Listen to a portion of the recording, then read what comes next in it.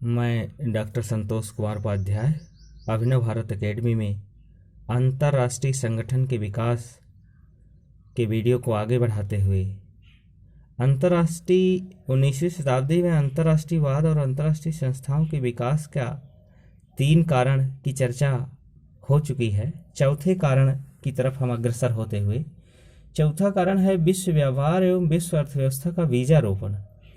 19वीं शताब्दी के उत्तरार्ध में विश्व के अनेक भागों में पारस्परिक व्यापार और वाणिज्य की इतनी तीव्र गति से विकास हुआ कि इस प्रकार के विश्व बाजार का बीजारोपण हो गया। साल्वेडारो मेट्रोवागा के अनुसार विश्व में एक बाजार हाट की सी एकता उत्पन्न हो गई। ऐसी स्थिति अंतर्राष्ट्रीय संगठन के विकास के लिए अत्यधिक उपयुक्त है। नंबर 5वां कारण है युद्ध और अत्यधिक संहारकारी अस्त्रों की रचना।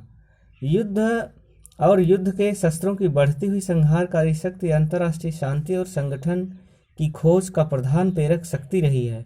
वस्तुतः अंतर्राष्ट्रीय संगठन के क्षेत्र में सर्वाधिक महत्वपूर्ण विकास विश्व इतिहास के महत्वपूर्ण युद्धों के पारस्परिक परिणाम स्वरूप हुए हैं तथा युद्धों को रोकना अंतर्राष्ट्रीय संगठन का प्रधान उद्देश्य रहा है। आधुनिक युग का प्रथम वास्तविक अंतर्राष्ट्रीय सम्मेलन अर्थात 1648 का वेस्टफालिया सम्मेलन यूरोपीय राज्यों के 30 वर्षीय युद्ध 1618 से 1648 के परिणाम स्वरूप हुआ।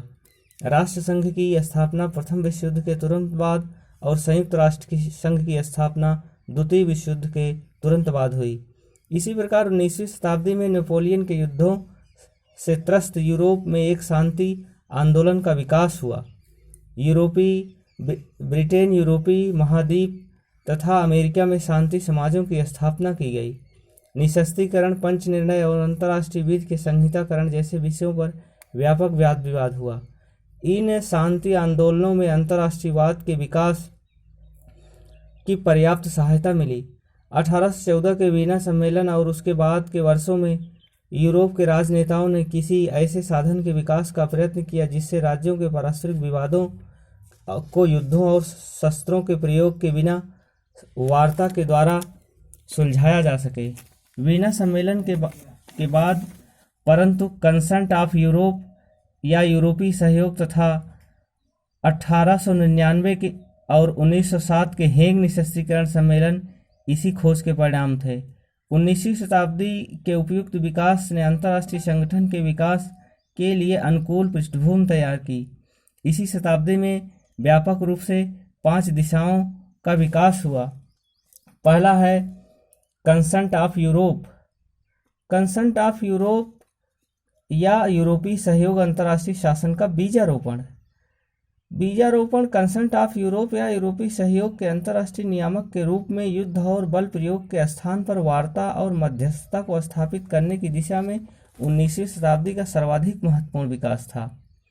यूरोपीय सहयोग की व्यवस्था 3 संधियों से मिलकर बनी थी जो ब्रिटेन, ऑस्ट्रिया और रूस के द्वारा की गई थी। ये संधियां थी, पहला नंबर 1 पवित्र मैत्री की संधि 26 सितंबर 1815 को। दूसरा है चार्मो की संधि 9 मार्च 1814 को। और तीसरा है चतुःशक्ति मैत्री 20 नवंबर 1815 को। पवित्र मैत्री संधि रूस के जार अलेक्जेंडर प्रथम के आग्रह पर 26 सितंबर 1815 को की गई। इसमें कहा गया कि यूरोपीय राज्य पारस्परिक सेवा, अटूट सद्भाव, शाश्वत स्नेह, ईसाई उदारता और भ्रातृत्व के आधार पर कार्य करेंगे। यूरोप के राजा लोग सभी अवसरों और सभा स्थानों में एक दूसरे को सहायता और सहारा देंगे। परंतु पवित्र मैत्री की संधि ईसाई सद्भावना की एक अभिव्यक्ति मात्र थी। इसका विशेष व्यवहारिक महत्व नहीं था क्योंकि इस संधि के हस्ताक्षरकर्ताओं ने कहीं विशेष अवस्थाओं में किसी विशेष प्रकार के कार्यों के करने का उत्तरदायित्व अपने ऊपर नहीं लिया। ब्रिटिश विदेश मंत्री केसलरी ने इसे उच्च स्तरीय रहस्यवाद और कोरी बकवास की वस्तु कहा था। ऑस्ट्रिया के चांसलर मेटरनिक के अनुसार यह थोथा चना बाजे घना वाली वस्तु थी, फिर भी इसका एक मनोवैज्ञानिक महत्व था। हांस जे मार्गेंथाउ के अनुसार पवित्र मैत्री की संधि ने एक सैद्धांतिक तत्व प्रदान किया और वह अंतर्राष्ट्रीय संबंधों के इस पूरे युग का प्रतिनिधित्व बन गई। अगला है चारमाओ की संधि। व्यवहारिक रूप से यूरोपीय सहयोग की व्यवस्था 4 मई की संधि जो 9 मार्च 1814 को की गई में निहित थी। इसमें 6ठे अनुच्छेद में कहा गया था कि वर्तमान संधि के कार्यान्वयन को सरल बनाने के लिए उच्च अनुसंधानकर्ता दल निश्चित अवधियों पर एकत्र होकर विचार विमर्श करने में को सहमत हुए।